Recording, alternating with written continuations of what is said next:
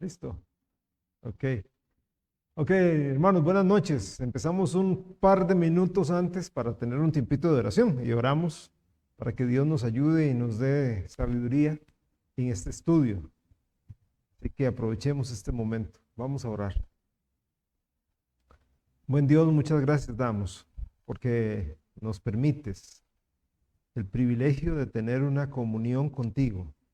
Muchas gracias damos porque usted nos permitió llegar acá, porque usted en su bondad nos ha cuidado, nos ha dejado su palabra, nos ha dejado la iglesia, nos ha permitido, Señor, eh, tener compañerismo, tener comunión con usted. Te quiero pedir, Señor, antes de empezar este estudio, que usted bendiga a los hermanos, a las hermanas que se están conectando, que se van a conectar, a los que están acá en el auditorio. Señor, gracias por la disposición de aprender tu palabra. Yo te quiero rogar de que haya en nosotros el sentir de ser como Cristo, el querer aprender de tu palabra, el querer comer tu palabra, practicar tu palabra. Muchas gracias te damos, Dios, porque nos has dejado al Espíritu Santo como el Maestro, nuestro buen Maestro, aquel que nos abre el entendimiento para conocer las cosas espirituales.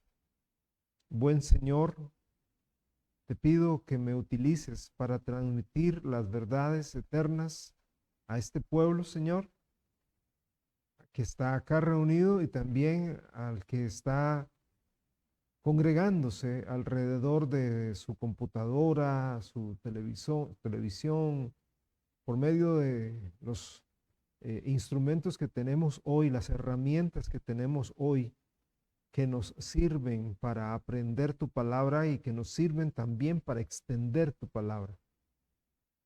Te quiero rogar, Señor, que hables a nuestro corazón, que, Padre, disipes las dudas. Yo oro poniéndome en tus manos como un canal, como un conducto por el cual tu palabra pueda correr. Oro por aquellos hermanos o hermanas que están enfermos para que usted ponga su mano de sanidad sobre sus corazones. Recordamos al hermano Roberto para que usted lo ayude a él a levantarse. Ya ha estado con varios médicos. Oro para que los últimos medicamentos ya surtan efecto. Quiero pedir, Dios, por la salud de él, por la sanidad de su cuerpo. Ayúdalo anímicamente, Señor. Danos las fuerzas que ocupamos para salir adelante. Oro por aquellos hermanos que también tienen otras dolencias, les aqueja otras enfermedades, para que usted los sane y los cuide. Cuida a nuestras familias, cuida a nuestra iglesia, la gran familia de Casa de Pan. Te pido, Dios mío, que ahora recibas el honor y la gloria a través de la lección en Cristo Jesús. Amén. El título de nuestra serie que vamos a dar inicio ahora es el siguiente: ¿es la salvación una condición espiritual que se puede perder? ¿Es la salvación una condición espiritual que se puede perder? Por algunas semanas voy a estar enseñando sobre este tema. Es un tema interesante. Sí, quiero antes que todo pedir paciencia. ¿Por qué? A mí me gusta mucho ir construyendo, ¿verdad? Siempre pongo una base y de ahí voy construyendo el edificio. Y a veces surgen preguntas, especialmente con este tema. De hecho, el domingo pasado, un par de personas terminamos el culto y se acercaron y me dijeron, usted irá a explicar tal pasaje en Hebreos. Alguien me dijo, ¿y qué me dice de tal pasaje en Apocalipsis que habla sobre esto y esto? Hay varios pasajes que vamos a estar tratando de aclarar, ¿ok? Con la palabra de Dios. Entonces, ténganme paciencia, porque yo sé que alguien puede levantar la mano y decirme, aquí tengo una pregunta, y no quiero adelantarme porque otra vez me gusta ir construyendo poco a poco el tema. En un manual de doctrina del Ejército de Salvación se lee lo siguiente. Es un manual de doctrina que ellos ocupan ahí. Dice, algunas personas verdaderamente convertidas han caído de la gracia y el peligro de que esto ocurra amenaza a todo cristiano. Quiero repetir eso que sale ahí en el manual del Ejército de Salvación, manual doctrinal. Algunas personas verdaderamente convertidas han caído de la gracia y el peligro de que esto ocurra amenaza a todo cristiano. O sea, lo que ellos están diciendo así en palabras un poco más sencillas es que algunas de las personas que dicen ser salvas han caído de la gracia. O sea, han perdido la salvación. Y puede ser que eso le ocurra a cualquier otro cristiano. Esa es la esencia de lo que está diciendo eso. ¿Ok? Ahora, esta es una afirmación muy, pero muy importante de analizar si fuera cierta. Muy, muy interesante. Si fuera cierta lo que ellos están diciendo. Si es cierto que algunos cristianos han perdido su salvación, o sea, si es cierto que algunas personas han caído de la gracia, porque eso es perder la salvación. El concepto de perder la salvación es ese. El concepto de perder la salvación es caer de la gracia. Entonces, si es cierto que algunas personas han caído de la gracia, si es cierto que algunas personas pueden perder su salvación, de acuerdo a esa afirmación del Ejército de Salvación y de otras denominaciones, de otros hermanos que creen eso, todo cristiano estaría en peligro. Todo cristiano estaría en peligro de perder su salvación. ¿Ok? Es real, por eso sería tan importante saber si tengo la salvación o no la tengo. ¿Ok? Porque si alguien puede perder la salvación, será mejor que se dé cuenta ahora, antes de que sea demasiado tarde. ¿Sí? Ahora, muchas veces con esto de la seguridad de la salvación, ¿cómo lo explico? Empezamos en la Biblia. ¿Okay? La Biblia es nuestro manual, nuestra única regla de fe y práctica, es la palabra. Pero entonces algunos hermanos empiezan en la Biblia, se basan ahí, pero luego van a opiniones personales. Y entonces salen de la Biblia, saltan de la Biblia y empiezan a decir, ¿y pero qué pasa si? ¿Y pero qué pasa si? ¿Y qué pasa si? No, vamos a la Biblia. Yo no vengo a enseñar ¿y qué pasa si? O qué es lo que creen tales denominaciones, sino qué es lo que dice la Biblia, qué es lo que dice la palabra de Dios. Y eso es lo que quiero enseñar. Vamos a empezar, como le digo, a construir. Voy a empezar estableciendo una base hoy en Romanos capítulo 5, versículo 1, y de ahí en adelante voy a ir construyendo. Romanos 5 es la base, pero vamos a ver un chorro de versículos. Por eso yo quiero invitarle, es un estudio bíblico, yo le quiero invitar a que apunte los textos, a que se meta de verdad en la palabra, a que usted le pida iluminación a Dios para que usted pueda llegar a esta conclusión, ¿verdad? A la conclusión que el Espíritu Santo quiere que usted tenga. La seguridad de la salvación, ¿saben? Es un eterno debate en la iglesia, y cuando me hablo de la iglesia, no de Casa de Pan, sino de la iglesia en general, es un eterno debate en iglesias y en seminarios.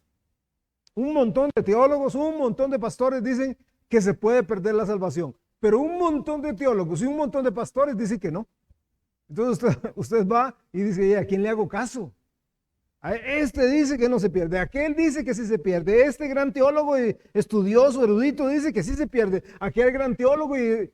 ¿Cuál es el problema? El problema otra vez es que nos salimos de la Biblia y empezamos a emitir criterios o utilizar algunos pasajes que van a ser aclarados acá, no hoy, más adelante en este estudio, van a ser aclarados hoy porque no hay una verdadera o buena o fuerte exégesis, un verdadero fuerte análisis del pasaje. Y eso es lo que vamos a hacer.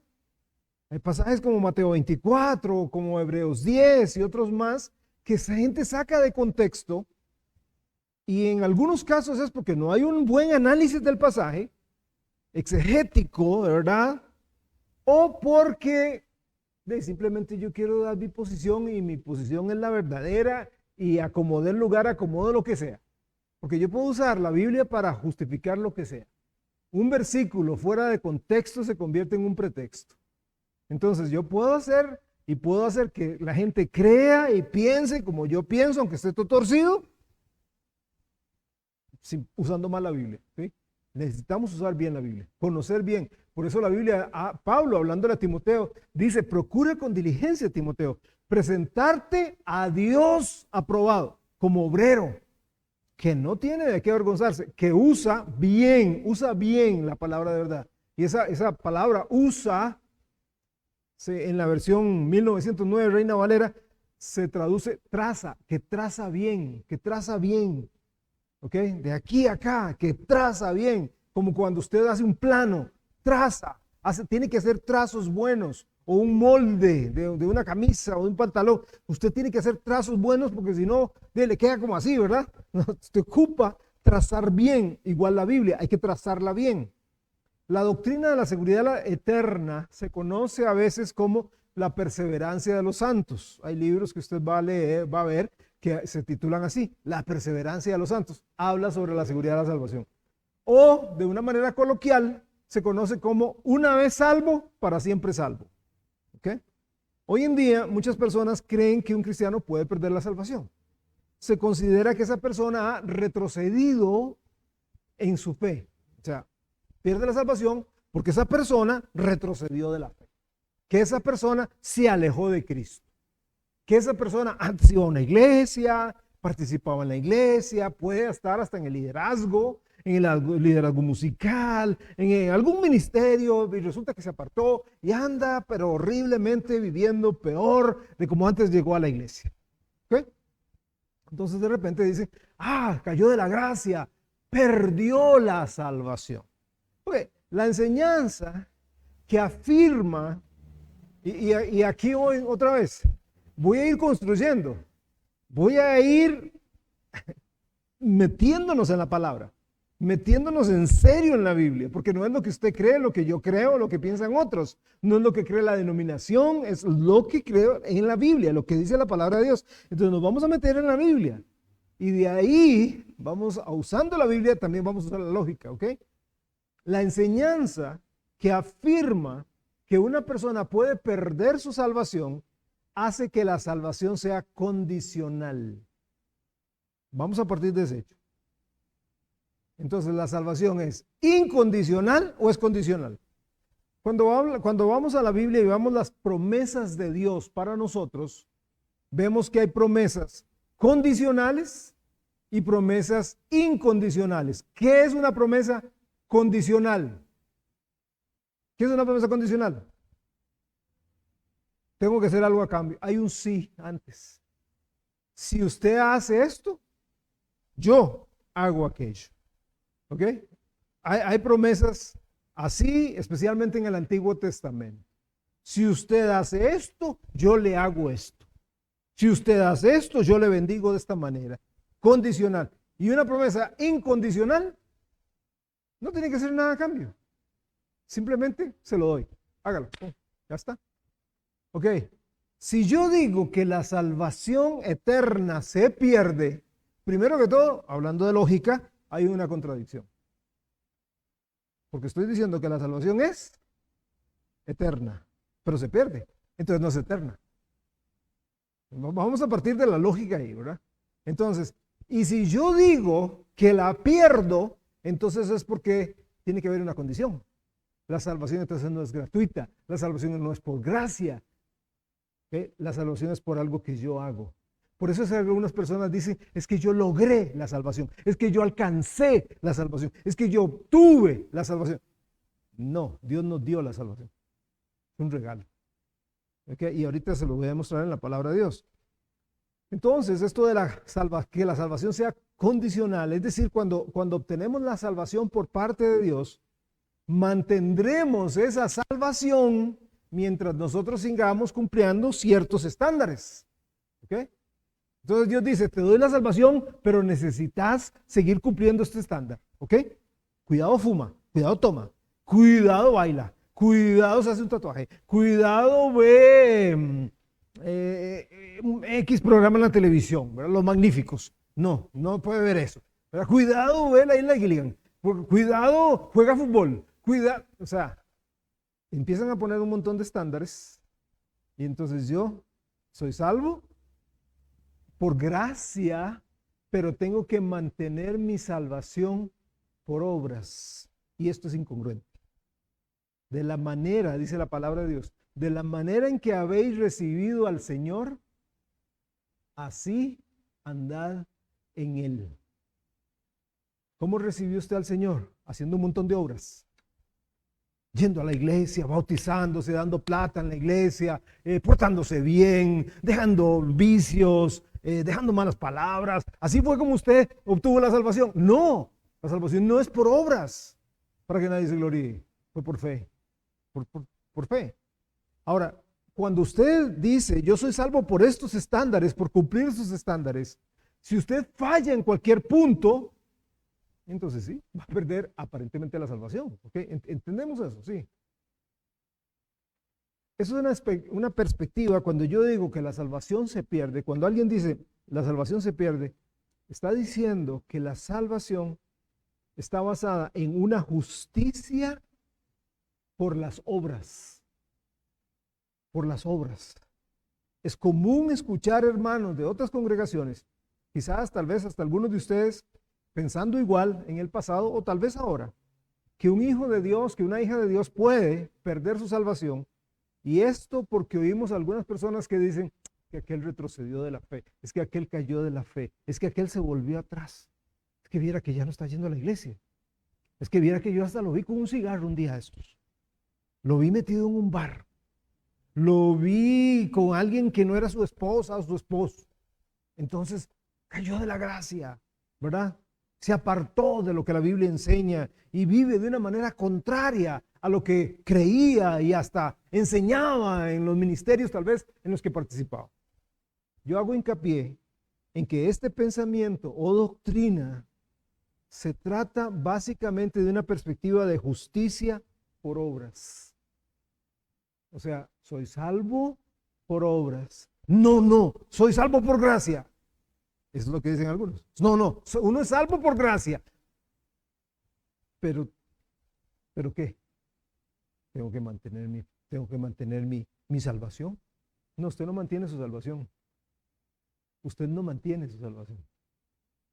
Usted se está haciendo, ese es el problema, y lo vamos a ver ahorita. Ese es el problema del ser humano. El ser humano es que se levanta al nivel de Dios. Yo mantengo mi salvación.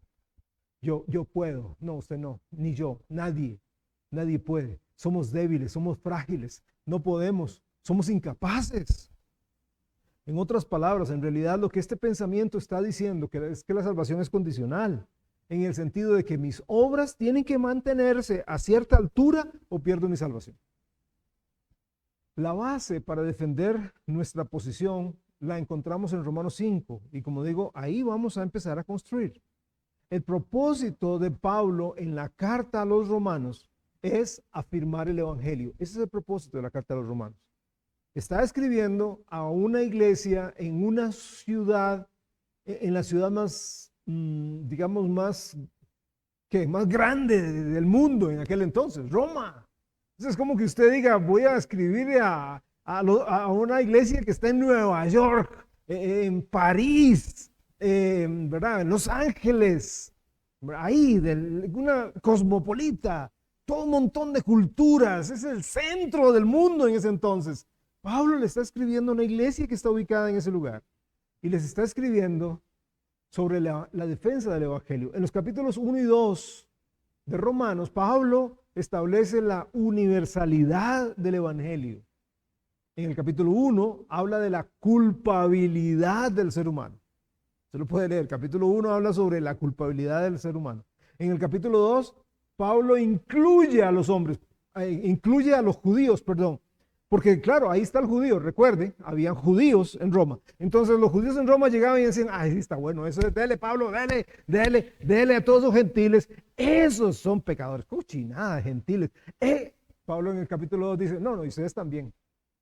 El judío no queda exento. ¿Por qué? Porque el judío piensa de que por su religión judía, porque guardaba el sábado, porque guardaba las fiestas y el Pentecostés y los tabernáculos, y pensaba que por guardar todo ese montón de obras, nosotros somos salvos. De hecho, algunas personas todavía en el día de hoy, siglo XXI, gente piensa que, no, es que de los judíos es el reino de los cielos. No, el judío necesita aceptar a Cristo para ir al cielo. igual como cualquier otra persona. El judío sin Cristo está perdido. No es por ser judío que va al cielo nadie. Eso es lo que Pablo está diciendo en el capítulo 2 de Romanos. No, no, no, señores judíos, ustedes también están entre la colada. Todos somos pecadores y todos estamos bajo el juicio de Dios. Eso es lo que en el capítulo 3 Pablo establece de Romanos. Pablo dice, mire, viene la justicia de Dios. Dios es un juez justo y por esa impiedad va a haber justicia para todos, para los gentiles y para los judíos. Y en el capítulo 4, bueno, al final del capítulo 3, Pablo empieza a hablar de la justicia por la fe. Empieza a hablar. Y luego en el capítulo 4 utiliza un ejemplo, un modelo que el judío tenía que captar así. ¿Cuál es el personaje que utiliza Pablo en el capítulo 4 de Romanos? ¿Cuál era? Abraham. Y empieza a decir en el capítulo 4 cómo es que Abraham es justificado no por las obras, sino por la fe. Y lo dice, y Abraham, ¿qué? Creyó. Abraham creyó a Dios y le fue contado por justicia. Ok, ahí está, capítulo 4. Así es como Pablo está dejando bien claro que la salvación viene por la gracia mediante la fe y que la fe es todo lo que necesita para apropiarse de la salvación eterna. Entonces una persona, judío, gentil, no importa el trasfondo que tenga, muy religioso, perdón, o un gran ateo, para poder llegar a Jesucristo necesita la fe. Fe y solo fe, nada más.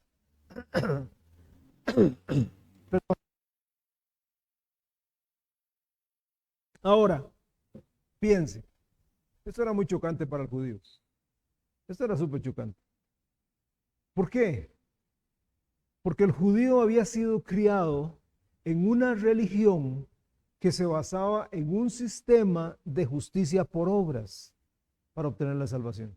Debían presentar sacrificios, tenía que llevar el cordero, tenía que llevar el cabrito, tenía que llevar la flor de harina, tenía que hacer la fiesta de los tabernáculos, tenía que hacer la fiesta de las trompetas, tenía que hacer un montón de reglas y ritos y ceremonias para llegar a obtener la salvación. Ellos fueron enseñados que al hacer ciertas obras ganaban el favor de Dios. Así fueron enseñados los judíos. ¿Saben, hermanos? Eso es exactamente lo que cree prácticamente todas las religiones del mundo. Todas ellas enseñan que la salvación se obtiene y se mantiene a través de vivir y cumplir con algún código o estándar. Tenemos hermanos en iglesias que viven en un legalismo tan horrible y lo pasan de generación en generación y la gente dice, no tengo la libertad en Cristo. ¿Por qué? Porque llegan a pensar, no, hermano, no hable así de la libertad en Cristo, porque si habla de la libertad en Cristo, la gente se va a desbocar. Y ya veo el descalabre allá donde va a parar esa iglesia. Vean, si Cristo es Señor de una iglesia, si Cristo es Señor de un individuo, hay gente que dice, ay, qué fácil, salvo para siempre salvo. Entonces vos podés recibir a Jesús por la fe, nada más por la fe y únicamente por la fe, y entonces te puedes andar y vivir perdidamente. Hace muchos años, yo creo que yo les he contado la historia, hace muchos años cuando estaba pastoreando otra iglesia, llegó un hermano, bueno, llegó un señor, él asistió varias veces al culto, varias veces asistía a las predicaciones. Yo en ese entonces predicaba en la mañana y en la noche el domingo. Mañana y noche. Y él llegaba con su Biblia y toda la cosa. Un domingo en la mañana, yo le dije, ¿cómo está, don fulano? ¿Cómo le va? Bien, bien, bien. Mire, pastor, a mí me ha llamado mucho la atención sus mensajes y de verdad que, wow, ¿verdad? Que me tocan. Y yo le pregunté, y dime una cosa, ¿usted ya entregó su corazón por la fe a Cristo Jesús? ¿Ya usted se arrepintió de su pecado? ¿Ya usted ya es salvo? Si usted muere hoy, va al cielo. Y él me dijo, no, yo no he entregado mi corazón a Cristo. Me gusta mucho la predicación, estoy aprendiendo mucho, Y yo le dije, ¿no le gustaría a usted entiende que es un pecador? Sí. ¿No le gustaría a usted hacerlo ahora mismo? Me dice, sí y no. Y le digo, ¿por qué? Porque vea, si yo lo hago ahora, digamos, yo puedo recibir a Jesús ahora mismo, pero sabe, el culto va a terminar aquí ahorita a las 12, a las 12 termina el culto acá. A la 1 estoy en la casa de mi amante. O sea, ve aquella señora allá, ella es mi esposa. Entonces yo voy, dejo a la esposa y a los chiquitos, los voy y las dejo en la casa. Y después de ahí le digo que voy a ir a trabajar. Y ese trabajar es irme a la casa de mi amante. Yo me voy a ir a la casa de mi amante y me quedo ahí hasta como a las 5 o 6 de la tarde y me regreso, bueno, es a las 5 porque el culto allá era a las 6, me regreso a la casa y le digo a mi esposa, aquí vengo por vos para ir a la iglesia. Y regresamos a la iglesia. Entonces, pastor, si yo acepto a Cristo, ¿yo podría llevar esa vida? Y yo le dije, no, no, usted no podría llevar esa vida. Pero entonces yo quiero aceptar a Cristo. Y estoy seguro que yo voy a hacer eso. Yo voy no hay nada que me va a impedir que yo ahora, yo le dije, ok, ¿usted está convencido de que necesita a Cristo? Sí. ¿Usted está convencido de que se mueve al infierno? Sí. ¿Usted está convencido y enteramente comprende de que usted solo por la fe puede irse al cielo? Sí. ¿Quiere recibir a Cristo? Entonces sí. Entonces hagámoslo. Aunque yo vaya, vamos a ver. Vamos a ver. Y el hombre inclinó la cabeza, oramos, recibió a Jesús y me dice, ¿usted sabe a dónde voy yo? Le digo, yo no sé si usted va a ir o no va a ir. Lo que sí sé es que si usted lo hizo de corazón, ahí está la clave, hermano. El problema de mucha gente es que yo oré y por eso soy salvo. Una oración no le salva a nadie. Yo levanté la mano y yo por eso soy salvo. No, eso no le salva a nadie. Yo hice la oración de fe. Mira, detrás de un panfleto venía ahí, Señor Jesús, yo te recibo en mi corazón, yo te recibo en mi corazón. Quiero ser salvo, quiero ser salvo. Ya yo soy salvo. No, si usted no lo hizo de corazón. ¿Y cómo sabe usted que lo hizo de corazón? Bueno, ¿cómo sé yo que ese señor lo hizo? Porque ese señor llegó a las 6 de la tarde y me dijo, mira que no pude. Dejé a mi esposa, dejé a mis hijos, les dije, me voy a ir a trabajar, fui, llegué donde mi amante, le dije, hola, ¿cómo estás? Me senté en el sillón y yo dije, ¿qué estoy haciendo aquí? ¿Qué estoy haciendo aquí?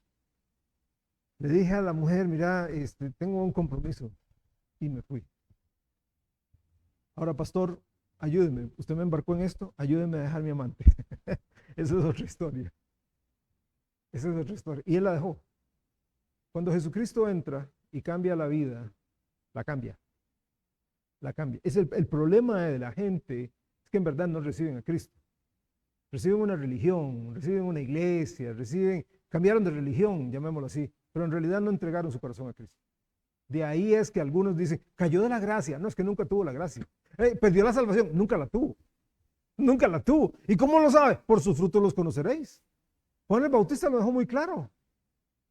Cuando hablaba de la gente que llegaba a bautizarse al Jordán, Juan el Bautista dijo, hey, por los frutos los conoceréis. Usted no puede tener un árbol malo y que ese árbol le dé frutos buenos, o un árbol bueno y que le dé frutos malos. Usted no puede tener a Cristo y andar gozándose en el pecado. No estoy diciendo de que uno no peque, porque todos pecamos. Por eso en Juan 15 Jesús dijo, permanezcan en mí. Si uno se le olvida eso y el diablo lucha para que no permanezcamos, nos pone internate de trabajo, nos pone internate de estudio, nos pone buenos programas, partidazos, la Champions, la UEFA, la Reguefa, la Recopa, aquí es de todo, la Copa, la Recopa, la Requete Copa, y dele, al que le gusta el deporte, tome, y trabajo al que le gusta el trabajo, y placeres al que le gusta, y más moles, y para que la gente no tenga tiempo para depender de Dios, para no permanecer. Entonces, claro, nos resbalamos a cada rato. Pero si usted es cristiano, usted se va a dar cuenta que metió la pata. Usted se va a dar cuenta que pecó contra Dios. ¿Cuál es la diferencia? Cuando uno no era cristiano, pecaba y ese era el pan nuestro de cada día. O sea, yo puedo llegar, pararme y pegarle una madreada a alguien. Eso es lo que todo el mundo hace, ¿no? Pero cuando usted tiene a Jesús y usted lo hace, ¡guau! Usted dice, se siente algo ahí.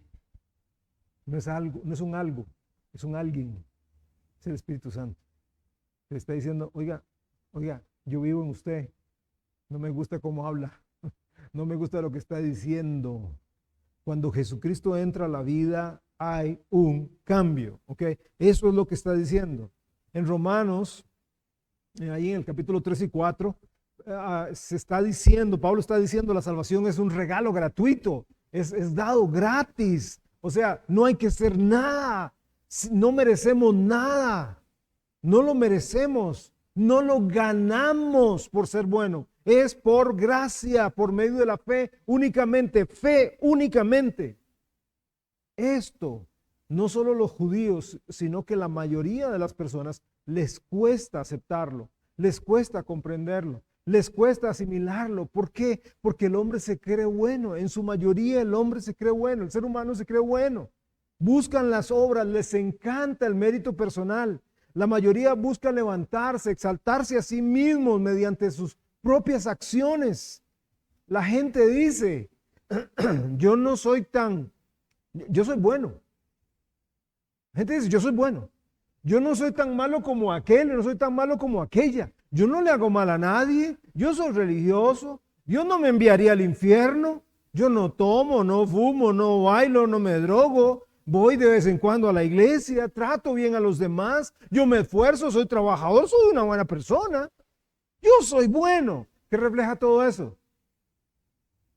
La exaltación del ser humano. Méritos humanos, logros humanos. Yo soy yo.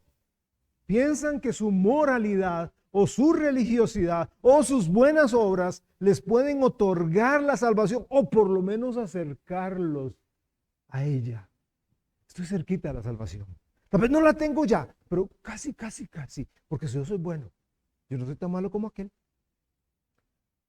Es algo muy común, ¿sabe? Cuando uno le testifica a alguna persona sobre la gracia de Dios, es muy común escuchar, probablemente, bueno, lo que yo he escuchado, quizá usted lo ha escuchado, perdón, y lo que Pablo escuchó, probablemente muchas veces. Usted me está diciendo a mí,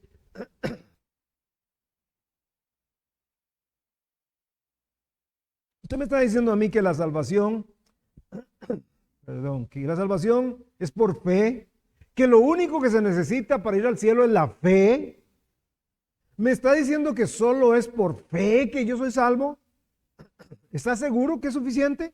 ¿No hay nada más? ¿No hay que hacer algo? ¿No hay que portarse bien, cumplir con ciertos ritos o ceremonias o lograr ciertos estándares o ciertos niveles? ¿No cree que es una propuesta muy sencilla, muy simplista? ¿Así solo? ¿Fe? ¿Fe y ya? ¿Uno es salvo por fe y ya? ¿Usted me asegura que de esa manera de verdad yo voy a ir al cielo si me muero? Como dije antes, esto es muy común escucharlo. Muy común.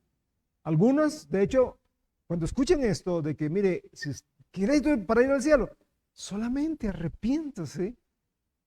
Dese cuenta de que lo que está haciendo está mal, de su vida es pecador. Y usted necesita a Cristo y por fe usted lo puede recibir. Y solo eso. Entonces agregan algo de sarcasmo. Entonces usted me está diciendo que uno puede creer en Jesús, ser salvo, volverse cristiano y hacer todo lo que quiera, y vivir como uno le da la gana. ¿Me está diciendo eso? Eso no es lo que uno le está diciendo, ¿ok? Eso es lo que ellos están diciendo.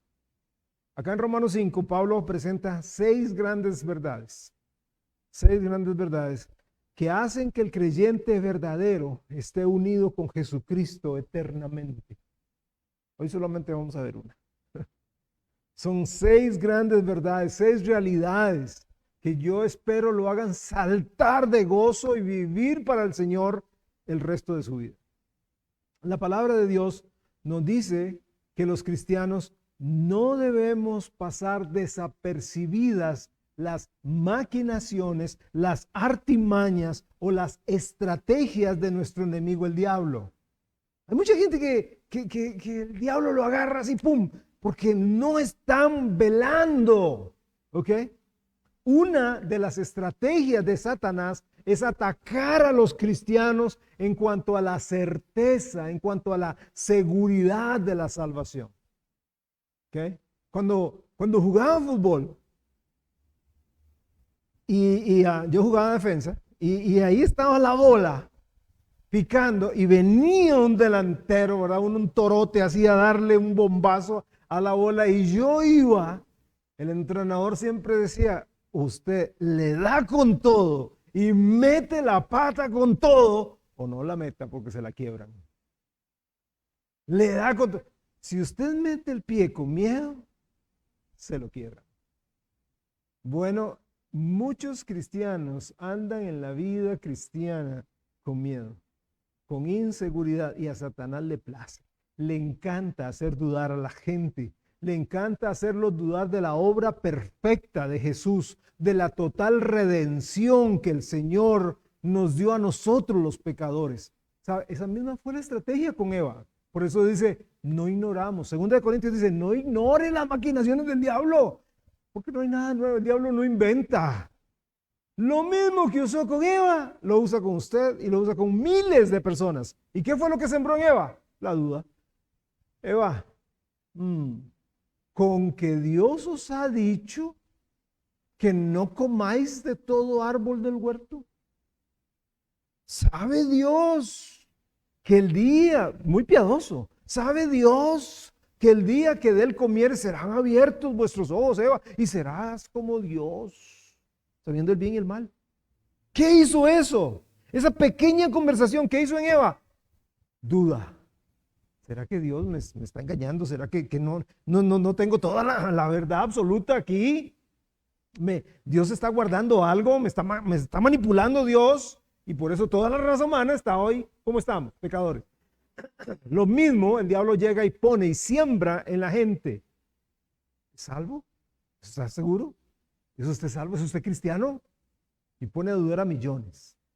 Vea Efesios 6:17, por favor, Efesios 6:17. Vámonos al Nuevo Testamento. Sé que todavía no hemos entrado a Romanos, por eso le dije que solo un principio. Efesios 6:17, ¿qué dice en la primera parte? ¿Qué dice? Tomad ¿qué? Tomad el yelmo, o sea, el casco. Yelmo, el casco. Tomad el yelmo de ¿a qué? Salvación. Tomad el yelmo de las... ¿Por qué yelmo? ¿Por qué el yelmo o por qué el casco? ¿Por qué no tomad la espada de la salvación? O sea, cada parte, cada pedacito, cada palabra de la Biblia tiene una razón de ser. No fue que Pablo dice, ¿qué digo? El yelmo de la salvación. No. Tiene una razón de ser. Él dijo, tome el yelmo, tome el casco de la... ¿Por qué no dijo, tome el calzado de la salvación? ¿Por qué dijo el yelmo? ¿Por qué yelmo? ¿Para qué sirve el yelmo? ¿Para qué sirve el casco? Pablo está diciendo, mire, póngase el yelmo, póngase el casco, porque Satanás le va a golpear con el desánimo, le va a golpear con la duda, y la única protección que tiene un creyente es el casco de la salvación. Lea 1 Tesalonicenses, capítulo 5. 1 Tesalonicenses 5:8. Como yo dije, a mí me gusta siempre ir construyendo. El yelmo de la salvación en Efesios. Vamos a 1 Tesalonicenses 5:8. 1 Tesalonicenses, capítulo 5, verso 8, que dice, pero nosotros que somos del día, seamos sobrios, habiéndonos vestido de la coraza de fe y de amor. Ojo lo que sigue.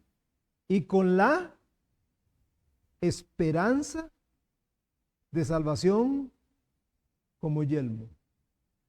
No dice, y con la salvación, dice con la esperanza, con la confianza de la salvación como yelmo. ¿Ok? ¿Por qué Pablo dijo eso? Porque Satanás quiere asestar golpes devastadores en contra de su cabeza en el área de la duda.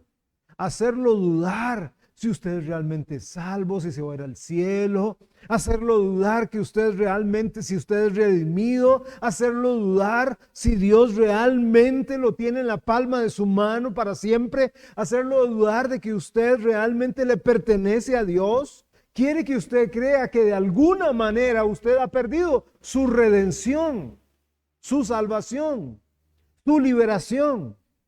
Por eso debe ponerse el casco de la esperanza o la confianza de que usted es realmente hijo de Dios, realmente redimido. Le dije que vamos a ver varias verdades aquí en Romanos 5. Bueno, la primera verdad la encontramos en Romanos 5:1. Búsquelo por favor. En Romanos 5:1 encontramos la primera verdad. Romanos capítulo 5, verso 1. ¿Qué dice? Romanos 5:1 dice, justificados. Esto es una palabra legal. Es una palabra legal, más que religiosa, teológica. Es una palabra legal, de justificados, declarados justos. No es perdonado, no, declarado justo, como si nunca hubiera transgredido, como si nunca hubiera pecado. Justificados. Ok, ¿justificados qué? Pues por la fe. Justificados pues por la fe. Tenemos que paz para con Dios por medio de nuestro Señor Jesucristo. Entonces, debido a que hemos sido justificados por la fe, tenemos paz para con Dios. Entonces, la primera gran verdad que me afirma que como creyente estoy eternamente seguro de mi salvación es que estoy en paz con Dios. Ese es el principio. Esa es la verdad esencial que quiero que ustedes se lleven en esta noche. Su seguridad y mi seguridad en Cristo es eterna porque tenemos paz para con Dios. ¿Ok? Paz para con Dios. Vean, cuando vemos nuestra condición pecadora, nos arrepentimos, nos entregamos a Jesús de todo nuestro corazón, somos salvos y llegamos a ser bendecidos, como dice Efesios capítulo 3. Somos bendecidos con toda bendición espiritual. Eso es lo que dice Efesios 3. Toda bendición. Y una de esas bendiciones es que tenemos paz para con Dios por medio de la obra consumada de Jesucristo en la cruz. Cuando la Biblia habla de que tenemos paz para con Dios, no está sugiriendo que tenemos una tranquilidad mental o cierto sentido psicológico de seguridad. No, este pasaje no está hablando de sentimientos, no está hablando de relación, perdón, no está hablando de sentimientos, está hablando de relación, de una relación. Si llegamos a tener paz con Dios debido a la salvación, y yo quiero, acompáñenme a pensar acá. Si dice, justificados pues por la fe, tenemos paz para con Dios. Si por medio de la justificación, por medio de creer en la obra perfecta de Cristo, por medio de entregarme a Cristo, usted que confía en Cristo, tiene paz con Dios, ¿qué tenía antes con Dios? ¿Tenía? Guerra. Tenía guerra, enemistad. Tenía guerra. Antes que Jesús entrara a nuestra vida, teníamos guerra para con Dios. Estábamos en guerra con Él. Dios era nuestro enemigo, pero debido a la justificación, por la fe, somos llevados a una condición de paz. No tiene nada que ver con sentimientos o actitudes, tiene que ver con una realidad. La guerra entre usted y Dios se acabó, ahora hay paz. Al llegar acá, la gente brinca de los asientos y dice, pero yo nunca he estado en paz, yo nunca he estado en guerra con Dios, más bien Él me cae bien. Guerra con Dios, enemigo de Dios, no. Ok, lo que todos debemos entender es que antes de que el Señor nos atrajera a Él, estábamos en guerra contra Él. Cuando se pone el dedo en la llaga y hablamos de que estábamos enemistados, que estábamos en guerra contra Él, inmediatamente la gente brinca y dice, hey, no, pero vea, yo creo en Dios, soy una buena persona, nunca me he visto como enemigo de Dios, Dios me cae bien, intento guardar los 10 mandamientos, no le hago mal a nadie, yo no me veo peleando con Dios, no soy su enemigo, no estoy en guerra con Él, ¿qué le pasa? El tema no es ese, ¿ok? El tema no es ese. El tema no es que usted esté en guerra con Dios. Ese no es el tema. El tema es que Dios está en guerra con usted. Y aquí cambia la cosa. El tema no es que el hombre, el ser humano, esté en guerra con Dios. No, no, no, no, no. El tema es al revés. Dios está airado contra el pecador todos los días. Dios está en guerra contra toda aquella persona que pisotea la sangre y tiene por inmunda la sangre de Cristo. No es que usted o el ser humano esté en guerra con él, no. Él está en guerra con el ser humano. Dios es enemigo de todos aquellos que son pecadores y no se han arrepentido y Él ha entregado a su Hijo Jesucristo y sin embargo lo han rechazado. Y por eso es que Dios los va a enviar al infierno por los siglos de los siglos. ¿Cómo puede, como usted puede ver, Dios está en guerra con el pecador? Dios es enemigo del pecador. Dios pelea contra el pecador. Dios es el enemigo del pecado. Dios es enemigo de Satanás. Vea Romanos capítulo 1, versículo 18. Vamos a dejar que la palabra de Dios hable. Romanos 1, 18. Romanos 1, 18. ¿Qué dice ahí? Dice, porque la ira de Dios se revela desde el cielo contra toda impiedad e injusticia de los hombres que detienen con injusticia la verdad. Dios está airado. Vea Deuteronomio, quinto libro, váyase al principio, quinto libro. Génesis, Éxodo, Levítico, Números, Deuteronomio. Deuteronomio capítulo 32, versículos 21 y 22. Deuteronomio, vamos a leer varios textos acá para que vea que Dios no es como lo pintan, ¿verdad? Es que, no, yo no estoy airado con Dios. No, Dios sí está airado con el ser humano. Dios está airado contra la humanidad. Deuteronomio capítulo 32, versículos 21 y 22. Ellos me movieron, 32, 21. Ellos me movieron a celos con lo que no es Dios. Me provocaron a ira con sus ídolos. Yo también los moveré a celos con un pueblo que no es pueblo. Los provocaré a ira con una nación insensata. Porque fuego se ha encendido en mi ira y arderé hasta las profundidades del Seol. Devorará la tierra y sus frutos y abrazará los fundamentos de los montes. Dios está furioso. ¿Y contra quién está furioso? Contra el pecador. Contra el pecador, contra los pecadores. Josué capítulo 23, después de Deuteronomio sigue el libro de Josué. Josué capítulo 23, versículo 16. Josué 23, 16. Dice, si traspasareis el pacto de Jehová vuestro Dios, que Él os ha mandado, yendo y honrando a dioses ajenos e inclinándoos a ellos, entonces la ira de Jehová se encenderá contra vosotros y pereceréis prontamente de esta buena tierra que Él os ha dado. Sigamos, Segunda de Reyes, segundo libro de Reyes, capítulo 22. Segundo libro de Reyes, capítulo 22, versículo 13. 22, 13, segundo de Reyes. Id y preguntad a Jehová por mí y por el pueblo y por toda Judá acerca de las palabras de este libro que se ha hallado. Porque grande es la ira de Jehová que se ha encendido contra nosotros, por cuanto nuestros padres no escucharon las palabras de este libro para hacer conforme a lo que nos fue escrito. Isaías capítulo 5, vámonos casi al centro de la Biblia hasta Salmos, después Proverbios, Eclesiastés, Cantares, ¿ok? Y después sigue Isaías, el profeta. Isaías capítulo 5, versículo 25.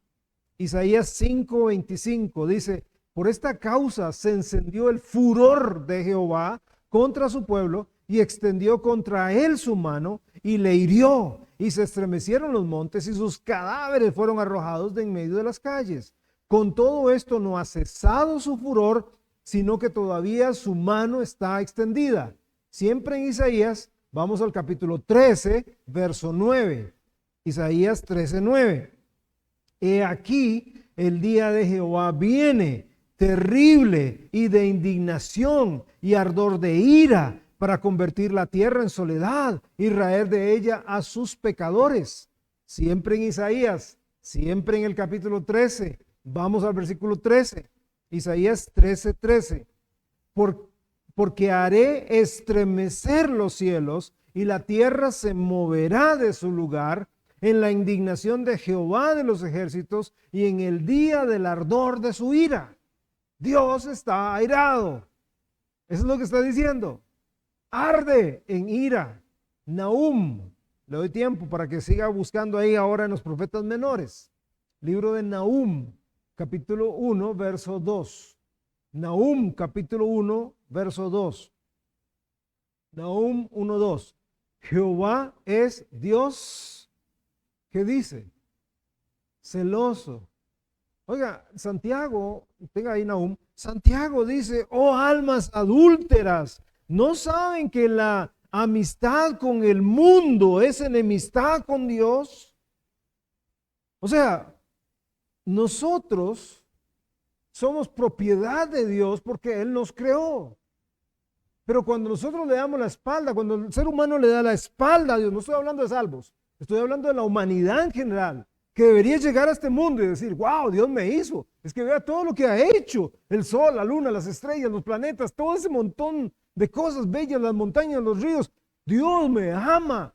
Salmo 19 dice, los cielos cuentan la gloria de Dios y el firmamento anuncia la obra de sus manos. ¡Wow! Tengo un Dios grande. Hey, yo me voy a entregar a vos, Dios. Son lo máximo. Pero no, me entrego a satisfacer mis deseos, mis gustos, mis placeres. Busco la plata, busco los placeres, busco esto, busco aquello y lo menos que busco es a Dios. Entonces, Jehová es Dios celoso. O sea, ustedes, mire Dios, sí, un tiempito como usted ahí, digamos hablando de porcentajes, 25% me entrego, 75% es mío. No, Dios dice, no sabe qué es de todo. El que conmigo no es contra mí es. O sea, es el 100 o no es nada. Entonces quiere decir que entonces tengo que ser predicador toda la vida y leer la Biblia, renunciar a mi trabajo. No, no está diciendo eso, no está diciendo eso. Lo que está diciendo es que toda su vida tiene que estar consagrada a Él. Y todo lo que usted hace, donde quiera que lo haga, sea usted vendedor, sea contador, sea arquitecto, sea ingeniero, sea lo que sea, usted debe hacerlo para la gloria de Dios, para Él. Volviendo a Nahum, Jehová es Dios celoso y vengador. No solamente dice, uy, qué colerón, no, viene la venganza. Ay, qué Dios más feo ese. Y entonces aquí algunas personas caen en gravísimo error de decir, es que el Dios del Antiguo Testamento era como bravo. En cambio, el Dios del Nuevo Testamento es puro amor. No, no, está muy equivocado. Ese Dios del Nuevo Testamento dice, el que en mí cree tiene vida eterna y el que en mí no cree no verá la vida, sino que la ira de Dios está sobre él. Wow, es lo mismo, es lo mismo. Jehová es vengador y lleno de indignación, dice Nahum. Se venga de sus adversarios y guarda enojo para sus enemigos. Entonces las personas sin Cristo quizás no están enojados con Dios, pero Dios sí está muy, muy, muy enojado con ellos. Y esa es la razón por la que son enviados al infierno. Y Él está enojado con ellos debido a su pecado no arrepentido. Debido a que, a pesar de ser pecadores, a pesar de haber transgredido la ley de Dios, a pesar de darle la espalda, envía a Jesucristo acá. Primero en el Antiguo Testamento lo envía por medio de cuadros, símbolos y tipos, el cordero que tenían que sacrificar, diciendo vendrá uno, llega Jesús, Juan el Bautista dice, ahí el cordero. Entonces toda la gente del Antiguo Testamento tenía que decir, wow, aquel cordero que sacrificábamos, entonces, sí, no era que ese bichillo que poníamos ahí, que lo matábamos y que lo hacíamos arder, estaba apuntando a ese. Entonces es el Mesías, Él es el Cordero. Pero ¿qué hicieron? Lo crucificaron. Tuvieron por inmunda la sangre de Cristo. Y hoy la gente se escuda en sus buenas obras, en su religión, para no entregarse a Cristo. ¿Cómo no va a estar airado Dios contra el pecado? No, ¿y dónde queda el amor de Dios? Uy, hermano, no pregunte eso. Lo que pasa es que la gente es desbalanceada. Somos desbalanceados. Decimos, uy, sí, el gran amor de Dios. No. Dios es un balance. Amor, justicia. fuego consumidor. Eso es un balance. Él no dice, ay, qué lindo. Efesios capítulo 5, versículo 6. Efesios 5, 6, por favor. Vamos al Nuevo Testamento. Efesios 5, 6. Dice, nadie os engañe con palabras vanas. Porque por estas cosas viene la ira de Dios sobre los hijos de desobediencia. Ahora, el resumen de toda esta actitud la podemos ver muy, muy clara en Salmos. Salmos capítulo 7, verso 11. Aquí está el resumen. Salmos capítulo 7, versículo 11. Que dice, Dios es juez justo y Dios está airado contra el impío todos los días. Dios está airado contra el impío todos los días. Y como juez soberano, Él pudo haber quedado ahí. Pudo haber quedado ahí.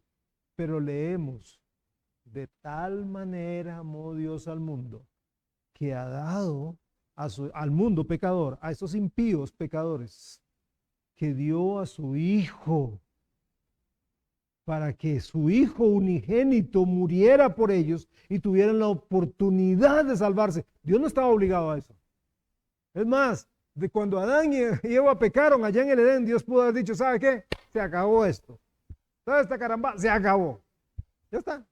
Mato a Adán y Eva y se acabó la cosa. Ya está. Él no necesita nada, no necesita nadie. Él es autosuficiente, no necesita ángeles, no necesita seres humanos, no necesita nada. Pero sin embargo, a pesar de Adán y Eva pecar, le hace una promesa. Vendrá un redentor de una mujer. Vendrá, hay que esperarlo. Ahí vendrá. Le hace, no tenía que hacerlo. No tenía que enviar a Cristo, pero lo envió. Cristo vino voluntariamente por amor a nosotros. ¿Ok? Ahora, con todo esto como trasfondo, ¿qué cree entonces que significa cuando dice, tenemos paz para con Dios? Hay mucho peso ahí. Tenemos paz para con Dios. Ya Dios no está enojado conmigo. Ya no soy enemigo de Dios. Ya Él no está en guerra conmigo. ¿No es cierto que ahora se oye diferente? Estoy en paz con Dios. Va más allá que algo psicológico y muy bonito. No, ya la ira del Todopoderoso no está contra mí. Y esto no es porque hayamos hecho algo, sino más bien es por algo que Él hizo. Es algo que lo satisfizo a Él. ¿Y qué fue ese algo? La obra perfecta de Jesucristo. Dios derramó toda su ira, su furia. La furia que merecíamos los pecadores, la derramó sobre Cristo. Por eso, volviendo a Romanos 5.1, ¿cómo termina Romanos 5.1? Justificados pues por la fe, tenemos paz para con Dios. ¿Qué dice? Por medio de nuestro Señor Jesucristo. No por bueno, no porque voy a la iglesia, no porque me porto bien, no porque Dios me cae bien, no. Por la obra de Jesús. Por esa obra Dios fue apaciguado, por decirlo así, ya que toda su venganza, todo ese enojo que leímos ahí en Isaías y en Nahum, y ese celo y ese fuego y esa ira, todo cayó sobre Cristo. Por eso Cristo gritó en la cruz, Padre, Dios mío, Elí, Elí, lama sabactani, Dios mío, ¿por qué me has desamparado? Toda la ira cayó ahí, sobre Jesús. Ira que usted merecía, que yo merecía, cayó sobre Cristo. Nada de lo que usted haga, nada de lo que yo hago, puede comprar ni un ápice su salvación. Cristo la compró para usted y para mí. En Cristo tenemos un nuevo estatus que fluye de la reconciliación llevada a cabo mediante la obra de Jesús. Como puede ver, en Cristo nuestro pecado fue pagado completamente. En Cristo el pago completo se llevó a cabo y Dios fue satisfecho. Todo el precio del pecado Fue cancelado. ¿Cuánto vale el alma de Freddy? Dios tiene que morir por Freddy. Ajá, sí, porque Freddy está preso. Eso es lo que significa redención. Él está preso en el pecado, preso rumbo al infierno. Es un esclavo. ¿Eso vale? Sí. La sangre de Dios hecho hombre vale su liberación. Pues entonces Dios se hace hombre, viene acá, muere en la cruz, derrama su sangre, resucita al tercer día. Ahora sí, Freddy, ¿quieres creer en Él? Sí, sí creo, me entrego a Él. Freddy, eres libre por siempre. Tienes paz para siempre. Colosenses 1:20. Colosenses 1:20. Colosenses 1:20. Y por medio de Él, está hablando de Jesús, por medio de Él, reconciliar consigo, ¿oyó? Reconciliar, estaban peleados, reconciliar consigo todas las cosas, así las que están en la tierra como las que están en los cielos, haciendo ¿qué? La paz. ¿Y cómo hace la paz? Mediante su sangre, la sangre de su cruz. ¿Se da cuenta? Jesús hizo paz entre Dios y nosotros a través de su sangre en la cruz. Colosenses, siempre capítulo 1, leamos los versículos 21 y 22. Colosenses 1, 21 y 22. Y a vosotros también que erais, ¿oyó? Erais en otro tiempo extraños y enemigos en vuestra mente, haciendo malas obras, ahora os ha reconciliado. Erais. Entonces, si yo pierdo la salvación, yo era, pero hoy, ay, se me sacó una palabrota, entonces ya ahora soy otra vez enemigo, y era, ahora soy otra vez enemigo, y caí de la gracia, entonces, Señor, otra vez te recibo, ok, ahora soy otra vez, y mañana, de ahí el jefe me dijo, ¿por qué llegaste tarde? Mucho tráfico, y es mentira, me levanté tarde, entonces, perdí otra vez la gracia. ¿O cuál pecado es el que hace que uno pierda la salvación? Si la salvación se pierde, porque uno peca, ¿cuál pecado es el que uno hace para que uno pierda la salvación? ¿Cuál pecado será? O sea, Dios tiene pecados grandes y pequeños, veniales y capitales.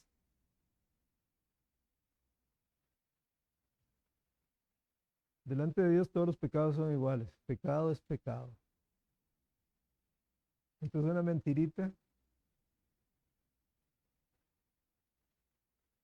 como esa, porque llegaste tarde. Viera el presón. Mira qué no robé un banco, no violé a nadie, no maté, no. Una mentirita. Entonces perdí la salvación. ¿Estamos de acuerdo? Y dígame, ¿quién no peca? ¿Quién no falla?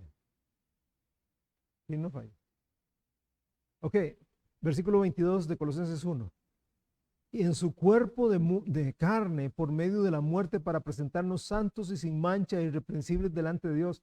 Vean, el acto de Jesucristo cumplió de manera total la paz con Dios, a tal grado que desde ahora y para siempre usted es santo, es irreprensible a sus ojos. ¿Por qué? Porque todo el pecado por el cual usted debió ser castigado, ser juzgado, Cristo lo llevó. Cristo, quiero repetir esto, por favor, para que usted se lo grabe. Todo pecado por el cual usted debió ser castigado, Cristo lo llevó. Todo, todo. Ahora, quiero que entienda lo siguiente. El concepto de justificación va de la mano con el concepto de reconciliación. Dios lo justificó y lo reconcilió con Dios. Dios lo declaró como si nunca hubiera pecado y lo ha reconciliado con Dios. Por eso usted no está en guerra con Dios. Por eso Dios no está en guerra con usted. Por eso hay paz. Tome en cuenta que la justificación incluye la reconciliación. La ira de Dios hacia nosotros, la cual en última instancia nos enviaría al infierno, es removida, es quitada, es quitada.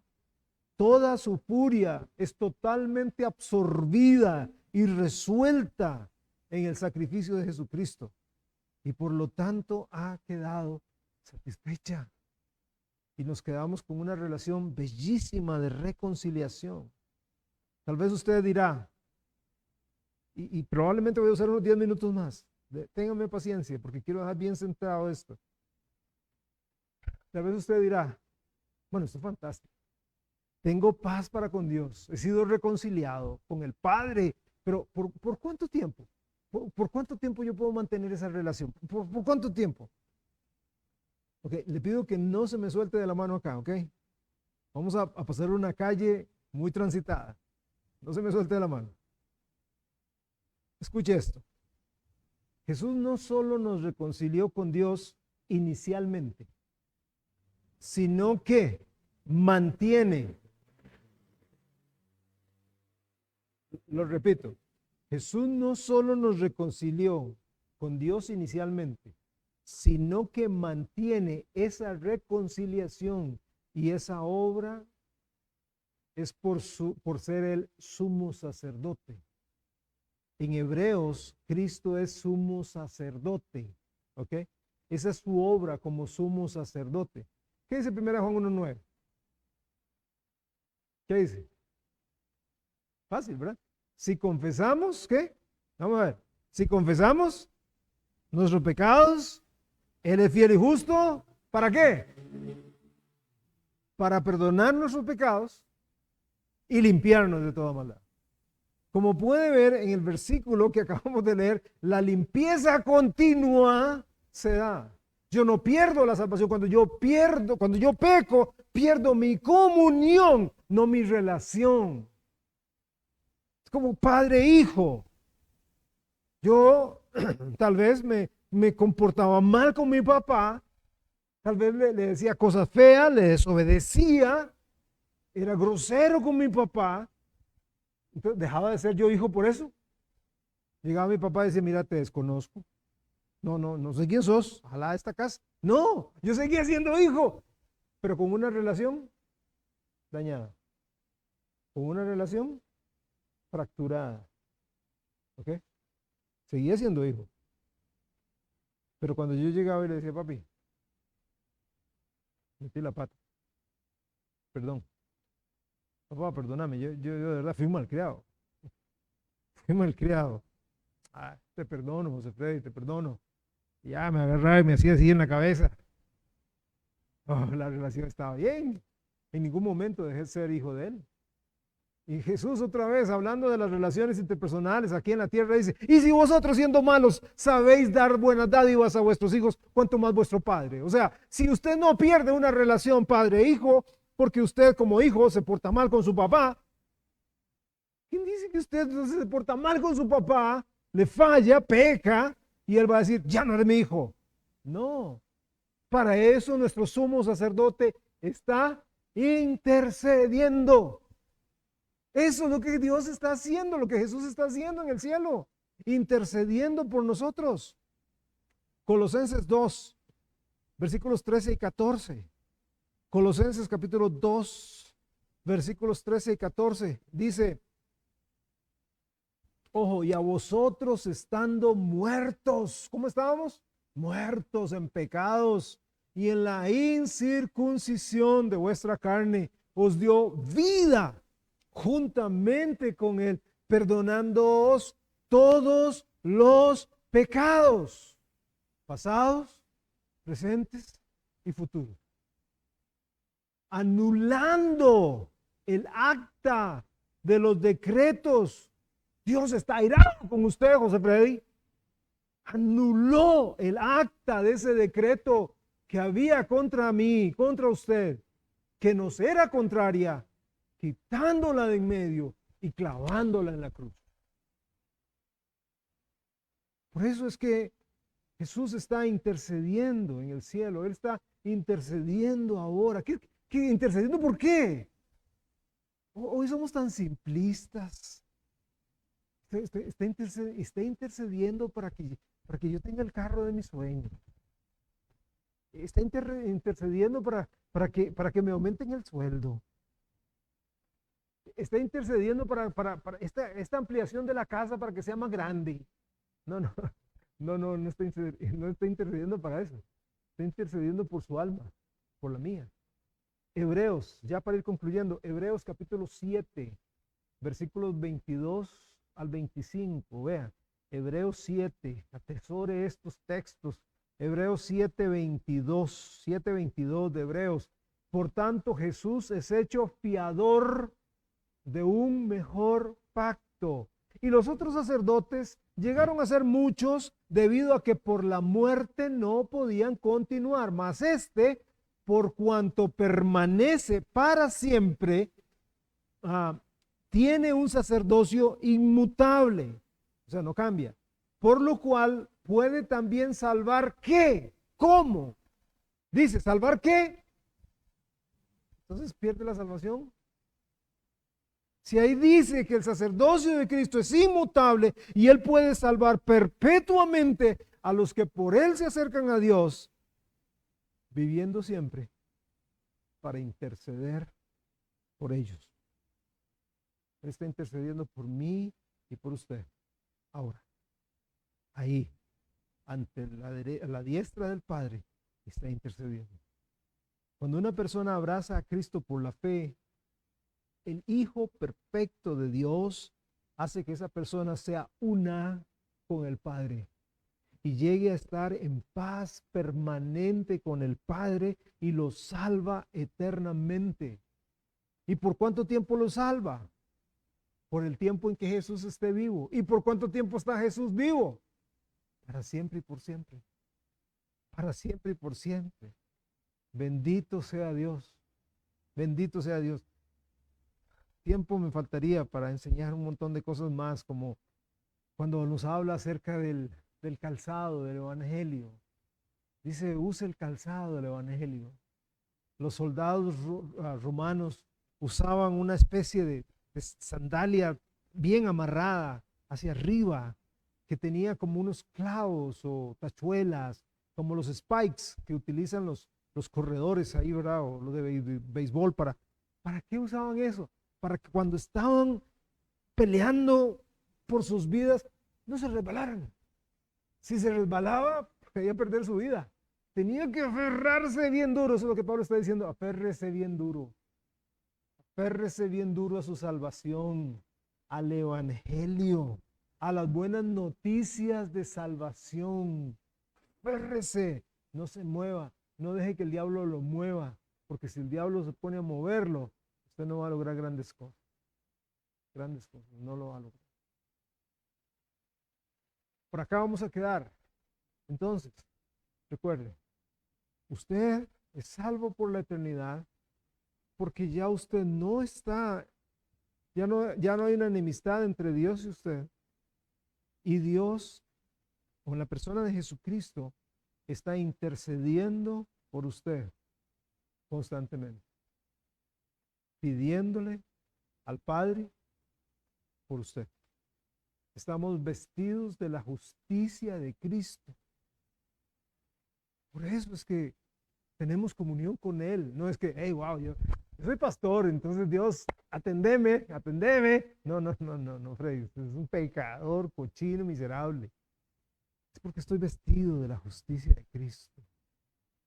Que Él me atiende.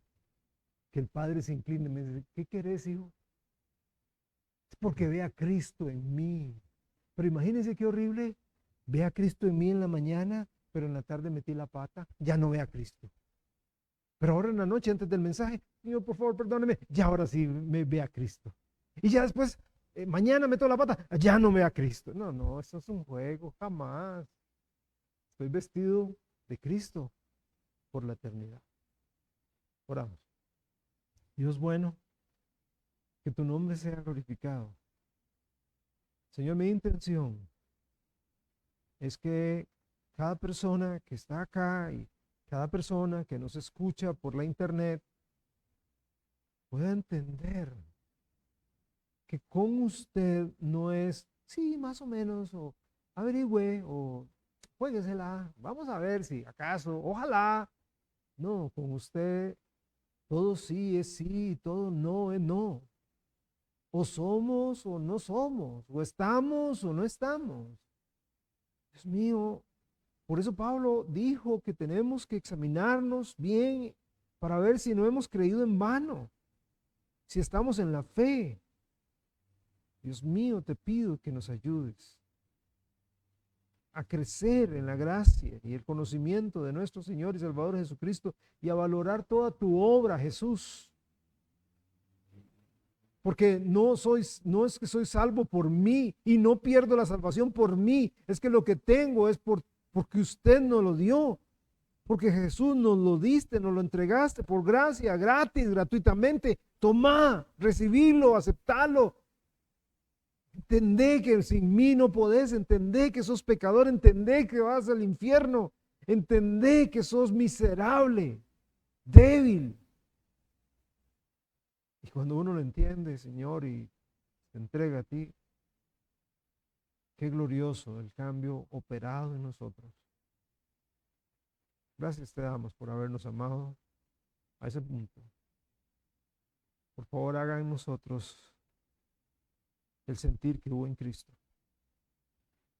Gracias te damos por esta noche. Bendice a mis hermanos acá. Llévanos en paz. Y el ratito que tenemos ahora social, con el café, el fresco, los bocadillos, Dios, que sienten bien al cuerpo. En Cristo lo pedimos. Amén. Amén. Hermanos, que el Señor les bendiga montones.